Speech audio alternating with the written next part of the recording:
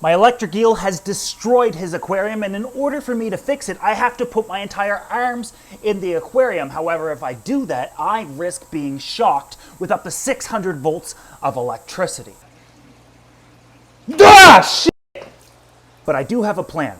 It's risky, but it should work. You see, the moment I put my hands in this aquarium, he's not only going to taste me, he'll sense me in the tank. And the way he senses is with his sonar. So let's build something where we can hear his sonar and if he's looking for me. We're gonna need 2 copper rods. I got these off Amazon. And this cheap little speaker system also from Amazon. They're connected to each other, have a little volume switch here, but the important part is not only the power plug, it's the auxiliary plug on the end, meaning that we can power the speakers, but it needs some sort of signal input going to it. And because it has this auxiliary plug already attached to it, what if we put the electrical pulse of the electric eel to it? That's where the copper comes into play. These are excellent conductors of electricity. We also need a couple of alligator clips. Green and red because it's the holiday season. Happy holidays, by the way. Whichever color you want to do on either bar does not matter. We just want to clip it just like this. Then we take the copper tubes and put them in the aquarium spaced out nicely. So one on one side, one on the other. Then we're going to take our speakers and plug them in. Nothing's happening right now. If I take the end of this auxiliary plug and I complete the circuit, we should get that like buzzing noise. Now, one of the alligator clips and clip it onto the left stereo and this onto the right. And we can begin to hear the clicking. So here's what's happening. When the electric eel is at rest, he only sends off a click here and there, sending off little pulses of sonar, just making sure he's safe and okay. Making sure that there's nobody there to hurt him and keeping himself self-aware of his surroundings. They have absolutely horrible eyesight. But when they begin searching, the clicking begins to increase. And then when it finds its prey and or its meal, and we're going to be feeding a bunch of shrimp to it, it begins to shock it, to paralyze it so it can fit it down its mouth full. I'm going to put in some juices, and you'll see exactly what I mean. He tastes something in the water. He's looking for it. The clicking is increasing. He's searching for it. So he knows it's time to eat. Let's give him some shrimp. A nice little meal, just to fill his belly up. Here he comes. So you can hear that zapping now.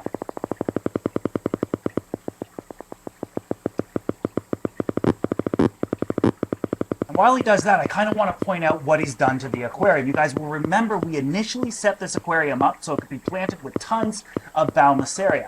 I did mention that I put in 2 rocks over here and rocks over there. It's because what the electric eel will do is it does like to kick up the sand and or substrate so it can create paths for itself and create a little bed behind. There he goes for another bite. A little bed for him to kind of rest in. He's still looking. So you'll notice one of the things that have happened. He never really went after this side. All of this val is kind of still doing really well, although you can see the roots of many of it. But it's so darn well established that he's going to have a hard... You've got to keep an eye on him. A lot harder time ripping this up. The goal is simple. I also got to get this shrimp out because if he's not going to eat it, I got to clean it out.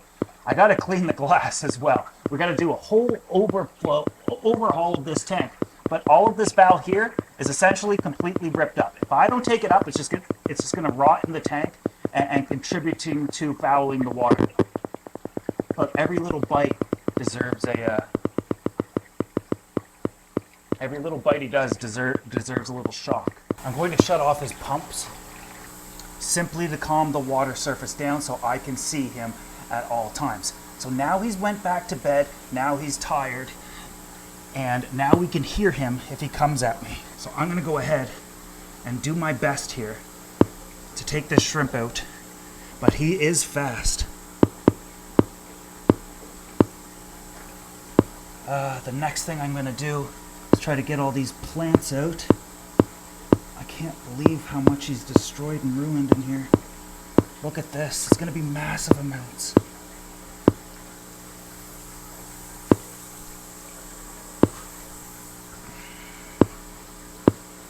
Oh boy. So can I feel him and those little sonar posts, those little sonar posts? The answer is yes. It doesn't hurt. Only when he zaps and he comes at me or I make direct contact. But if I'm within 2 feet of him in the aquarium, I can feel him.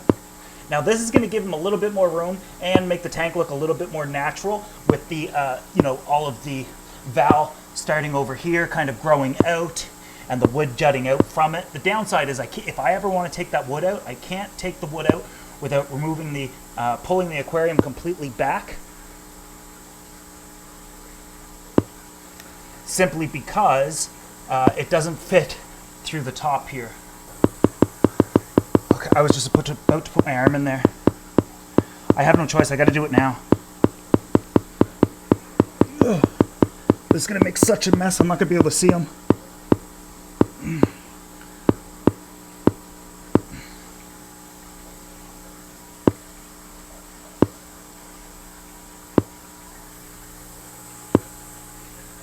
I gotta find a stick or something and push that back. I'll try this one.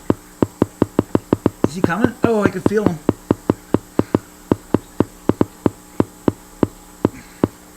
I just want to make it more difficult for him to destroy that side.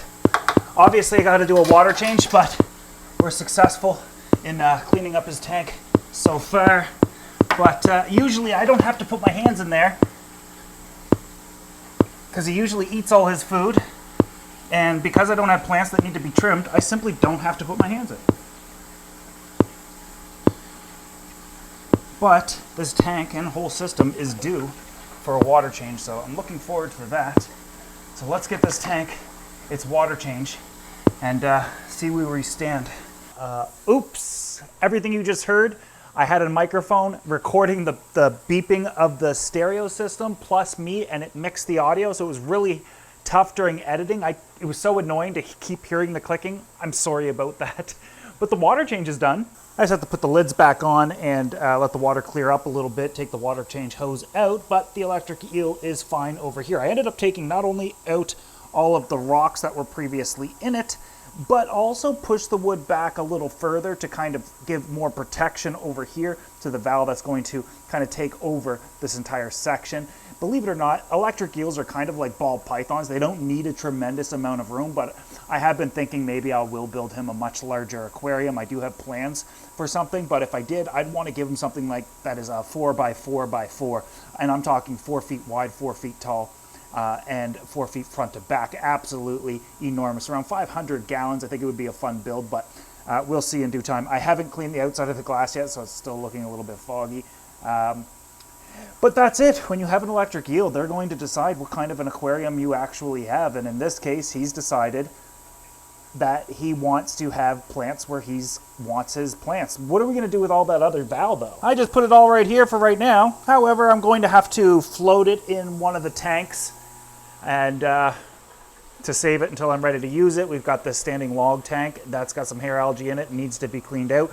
But I haven't really been messing with my planted aquarium simply because I'm having success leaving them alone at least for the first month or two while they get established.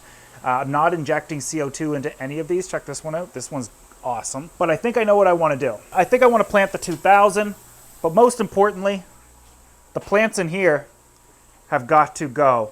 That's really bright lights. I'll try to adjust the camera so it looks the way it does in person. Basically, this tank is just overrun with these stem plants, literally taking over the entire tank, cutting off light to everything else. I've seen, I post on Instagram, what do you think I should do? Remove them all or trim? If I trim, they're going to be back in a few days. Some people said, oh, you need to have a bunch of, take them out and put in a bunch of real cool Amazon swords.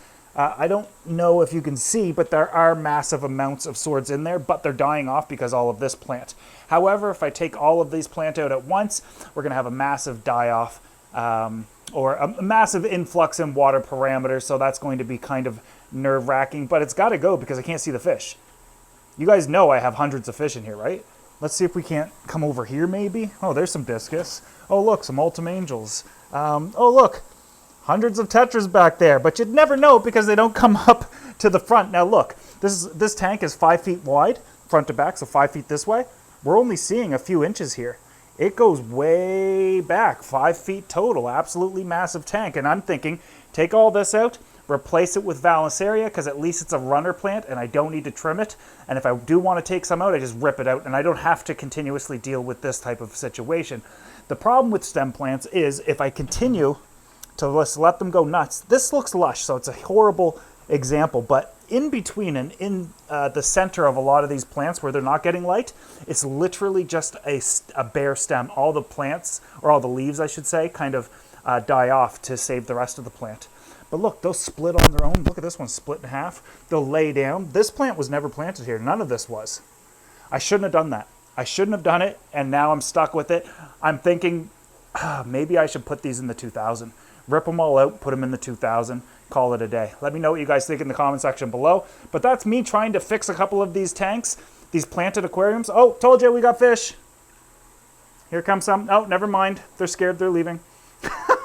What a beautiful water plant thing that I've created. Valenciaria can take over a tank too. This is the rope tank. It needs a cleaning, got some hair algae and whatnot in there. But algae isn't a sign of an aquarium that is unhealthy. It just has maybe too much of this and not enough of that. And the Val in here has just gone absolutely insane. So if I did this in the 700, I'm worried this is the same scenario that might happen. However, if I do it in the 2000, who cares? Right? Like honestly, that would be super cool. Tyrese's tank is absolutely disgusting and filthy. Obviously got to clean this, remove some brush algae, some hair algae, that sort of thing.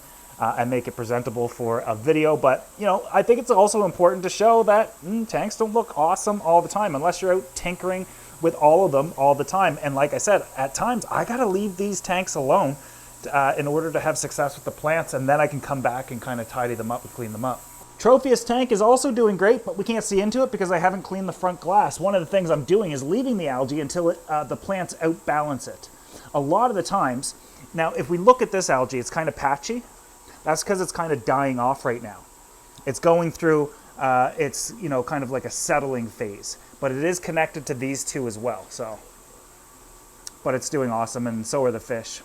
But that's a problem with like these absolutely enormous planted aquariums. Got to be really careful with the plants you add into them because God forbid, you know, your plants do really well and unfortunately take over the entire aquarium and become next to impossible to kind of maintain, especially when you're trying to maintain thousands of gallons and hundreds of gallons of planted tanks. It's even happening to the piranha tank. Their plants are kind of, you know, sort of kind of taking over, but I never put this stem plant anywhere here. It's all got to go. I've got to take it all out from everything. And I'm scared that if I take it all out, it's just all going to come right back. But I guess we'll see in due time. Let me know what I should do in the comment section below. Love the feedback, but 2000 definitely has got to be planted. And this stem plant, you know, we've had great success. It's got to go, though. I'm tired of dealing with it.